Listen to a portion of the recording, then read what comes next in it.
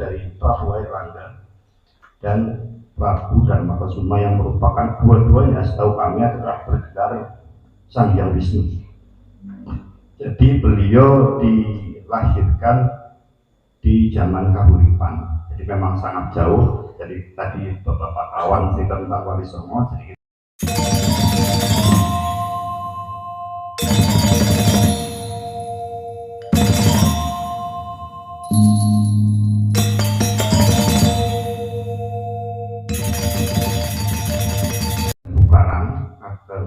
kagungan menantu dulu Syekh Maulana Al-Maghribi. Berdasarkan keturunannya dari garis ibu dari yang Jambu Karang adalah Ratu Banjaranسari, putri dalem Prabu Darmakusuma Raja Surakarta.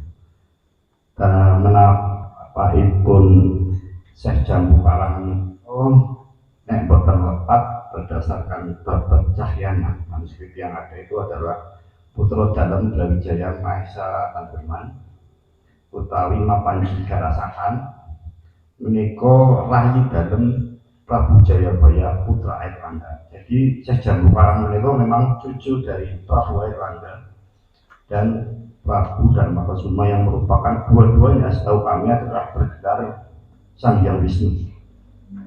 Jadi beliau dilahirkan di zaman Kahuripan, jadi memang sangat jauh. Jadi tadi beberapa kawan cerita tentang Wali Songo, jadi kita akan buka sebenarnya Purbalingga kenapa tadi disebutkan lebih tua.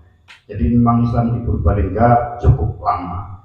Dan sebelum kedatangan Yang Maulana Maghribi itu yang kami dengar adalah kedatangan Ki Genut. Nah ini yang tadi diungkapkan oleh Romo Kiai dan para Sepuh, bahwa di sini itu tidak menggunakan nama Arabnya, tapi berbaur dengan orang Jawa.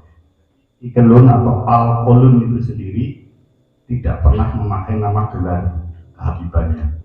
Jadi beliau saya pernah dengar dari ayat yang pernah ada, kenapa keturunan yang Syekh Jambu Karang itu tidak menggunakan gelar kehabiban. Karena menurut sesepuh yang kami terima, Habaib atau Rasulullah itu sebagai Habibullah itu terlalu tinggi. Istilahnya kalau di sini bokap lah kalau memakai gelar itu terlalu tinggi. Jadi memang di sini juga memang kebanyakan memakai gelar Mahdum, paling pakai nama Ki, pakai nama Syekh, pakai nama Kiai. Jadi memang tidak pernah kita dengar pakai gelar apa itu. Yang pertama kait dengan pemakaian nama. Jadi ajaran utama yang ajaran utama dari beliau Syekh Maulana Maghribi maupun Syekh Jambu Karang adalah adab. Jadi di sini sepintar apapun orang, setinggi apapun ilmunya, kalau tidak beradab, ngapunten kalau kurang beradab, itu memang nyuwun sewune tidak lulus. Jadi beberapa kali dalam pembentukan majelis Cahyana itu kenapa anak tertua tidak mesti menjadi ketua majelis, itu karena adab dan bagus ilmunya. Saya contohkan ketika ketua majelis Cahyana itu Syekh Mahdum Wali Perkosa. Kenapa bukan Syekh Mahdum Torres kakaknya? Karena yang lolos uji adalah Syekh Mahdum Wali Perkosa. Jadi di sini tidak mengenal turunan, tidak mengenal senioritas, tapi berdasarkan adab dan ilmunya. Ini yang penting. Jadi sangat mengherankan bila saat ini yang kami dengar Romo Kiai ngendika dan melihat berita-berita di media sosial bahwa tah turunan gelar itu menjadi patokan. Itu sangat berlawanan dengan budaya yang leluhur yang diturunkan kepada kita orang Purbalingga. Yang kedua terkait dengan nama. Setahu kami nama di sini itu kebanyakan memakai nama Jawa. Jadi salah satu mungkin santri yang cukup terkenal adalah menantu Syekh Mahdum Wali Perkosa. Mungkin suatu saat akan dibuka bagaimana kiprah Syekh Mahdum Wali Perkosa membangun Demak Bintara sampai muncul kekancingan dari Raden Paman. Salah satu contohnya adalah Kiai Kenomo. Di mungkin di wilayah Tlatah Mataram, di wilayah Grobogan, Kiai Kenomo itu sangat terkenal karena beliau adalah guru dari Kebo Kenomo, guru dari Ki Ageng Sewo, tapi beliau tidak pernah memakai nama gelar alkohol.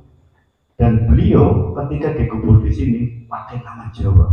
Tidak ada yang tahu bahwa beliau adalah Kiai Kenomo, guru dari Kebo Kenomo. Ini yang mungkin berkaitan tadi fenomena yang terjadi.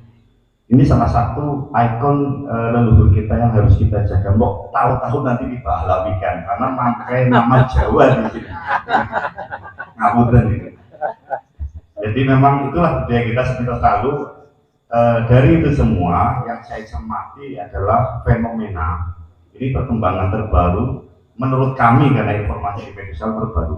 Tapi pengamatan kami, inti dari semua itu adalah pemutusan hubungan kejiwaan kita semua dengan leluhur kita. Kalau dulu kita diputus leluhur kita itu dengan diharamkan untuk ziarah kubur, kalau sekarang kita diputus dengan dibelokkan. Ini yang paling berbahaya.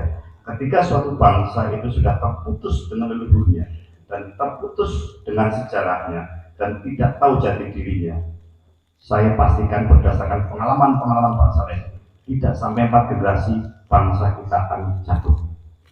Mungkin sementara sepintas seperti itu, barangkali ada segala tambahan-tambahan lain dari kawan-kawan. Saya hanya pada item-item yang utama saja, belum mengingat waktu yang sudah cukup larut. Demikian ngapunten bila ada salah kata saya. Assalamualaikum warahmatullahi wabarakatuh. Tangan buat Mas Catur atau Mas Catur.